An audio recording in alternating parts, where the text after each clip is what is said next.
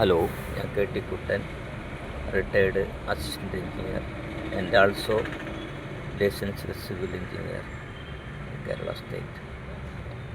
2026-27 കേരള ബഡ്ജറ്റിൽ പട്ടികജാതി പട്ടികവർഗ വിഭാഗങ്ങളുടെ ക്ഷേമത്തിനായി നിരവധി ആനുകൂല്യങ്ങളും പദ്ധതികളാണ് പ്രഖ്യാപിച്ചിട്ടുള്ളത്. അതിൻ്റെ പ്രധാന വിവരങ്ങൾ താഴെ പറയുന്നവയാണ്. 1. സാമ്പത്തിക വിഹിതം ഫിനാൻഷ്യൽ അലോക്കേഷൻ. പട്ടികജാതി ഉപജാതി SC വിഭാഗങ്ങളുടെ വികസനത്തിനായി 2,979.32 കോടി രൂപ മാറ്റിവെച്ചു. ഇതുകൂടാതെ 527.68 കോടി രൂപ അധികമായും ലഭ്യമാക്കിയിട്ടുണ്ട്. പട്ടികവർഗ ഉപപദ്ധതി ST വിഭാഗങ്ങൾക്കായി 859.48 കോടി രൂപ വകയിരുത്തി. കൂടാതെ 152.52 കോടി രൂപ അധികമായി നിധിയായി മാറ്റിവെച്ചിട്ടുണ്ട്. EWS ടാർഗറ്റ് ഫണ്ട് SC/ST വിഭാഗങ്ങളുടെ സാമ്പത്തികമായി ഏറ്റവും പിന്നോക്കം നിൽക്കുന്നവർക്കായി ജില്ലാ പഞ്ചായത്ത് തലത്തിൽ പ്രത്യേക ഫണ്ട് രൂപീകരിച്ചിട്ടുണ്ട്. 2. വിദ്യാഭ്യാസ ആനുകൂല്യങ്ങൾ. ലംസം ഗ്രാൻഡ് 10% വർധനവ്. SC/ST വിദ്യാർത്ഥികൾക്ക് നൽകി വരുന്ന ലംസം ഗ്രാൻഡ് 10% വർധനവ് വരുത്തി. വിദ്യാകിരൺ സ്കോളർഷിപ്പ്. പോസ്റ്റ് മെട്രിക് വിദ്യാർത്ഥികൾക്ക് പഠന ചെലവിനായി ഡേ സ്കോളർമാർക്ക് പ്രതിമാസം 1000 രൂപയും ഹോസ്റ്റൽ നിൽക്കുന്നവർക്ക് 1100 രൂപയും ലഭിക്കും. കൂടാതെ ട്യൂഷൻ ഫീസ് നേരിട്ട് തുടരും. പാർപ്പിടവും അടിസ്ഥാന സൗകര്യങ്ങളും. പുതിയ ഭവന പദ്ധതികൾ. സ്വന്തമായി വീടില്ലാത്ത SC/ST കുടുംബങ്ങൾക്കായി പുതിയ സംസ്ഥാന ലൈഫ് ഭവന പദ്ധതികൾ നടപ്പിലാക്കും. PK കാലം ഭവന പദ്ധതി.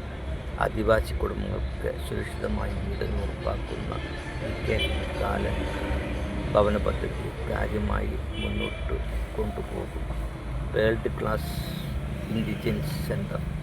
ഗോത്രവർഗക്കാരുടെ പഠനം, സംരംഭത്വം, പരമ്പരാഗത ജ്ഞാനം, തൊഴിൽ നൈപുണ്യം എന്നിവയ്ക്കായി 50 കോടി രൂപ ചെലവിൽ ലോകോത്തര നിലവാരമുള്ള കേന്ദ്രം സ്ഥാപിക്കും.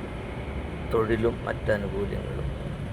പ്രൊമോട്ടർമാരുടെ ശമ്പള വർധനവ്. താഴെത്തട്ടിൽ SC/ST വിഭാഗങ്ങൾക്ക് സേവനങ്ങൾ ഉറപ്പാക്കുന്ന SC പ്രൊമോട്ടർമാരുടെ പ്രതിവേതനം 1000 രൂപ വർദ്ധിപ്പിച്ചു.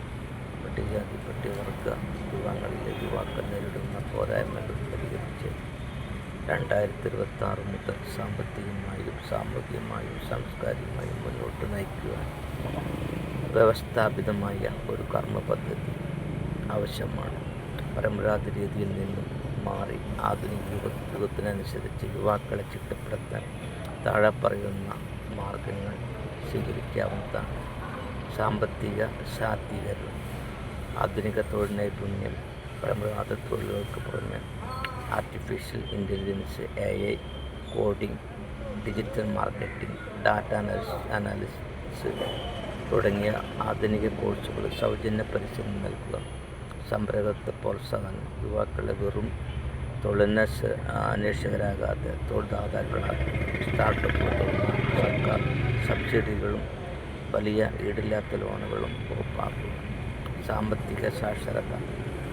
പണം സമ്പാദിക്കുന്നതോടൊപ്പം അത് എങ്ങനെ കൃത്യമായി നിക്ഷേപിക്കണം, ബഡ്ജറ്റ് എങ്ങനെ തയ്യാറാക്കണം എന്നതിനെക്കുറിച്ച് യുവാക്കൾക്ക് പരിശീലനം നൽകുക. സാമൂഹിക ചിട്ടപ്പെടുത്തൽ.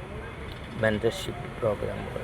സിവിൽ സർവീസ്, കോർപ്പറേറ്റ് മേഖല, ഉന്നത വിദ്യാഭ്യാസം എന്നിവയിൽ വിജയിച്ച SC/ST വ്യക്തികൾ ഉൾപ്പെടുത്തി യുവാക്കൾക്ക് കൃത്യമായ ഗൈഡൻസ് നൽകാൻ മെൻറ്റർഷിപ്പ് ശൃംഖലകൾ തദ്ദേശ തലത്തിൽ കമ്മ്യൂണിറ്റി ലീഡർഷിപ്പ്.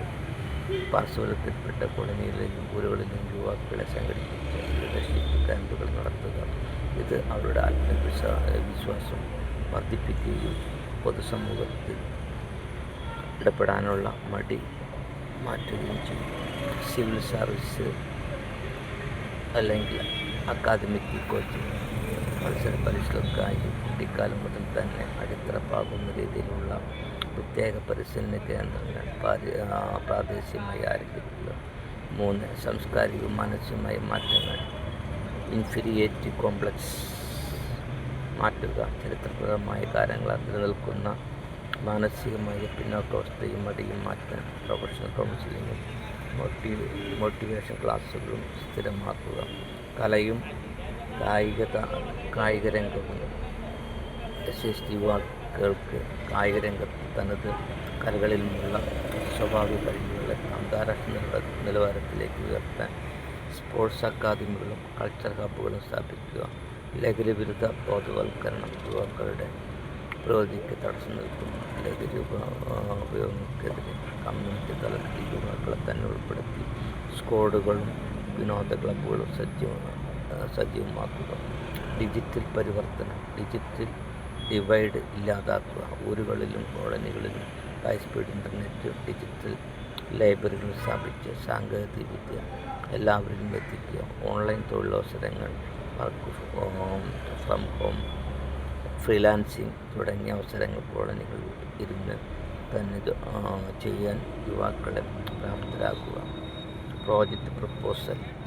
പദ്ധതിയുടെ പേര് യുവശക്തി 2026. SC യുവാക്കളുടെ സമഗ്ര ചിട്ടപ്പെടുത്തലും നവീകരണ പദ്ധതിയും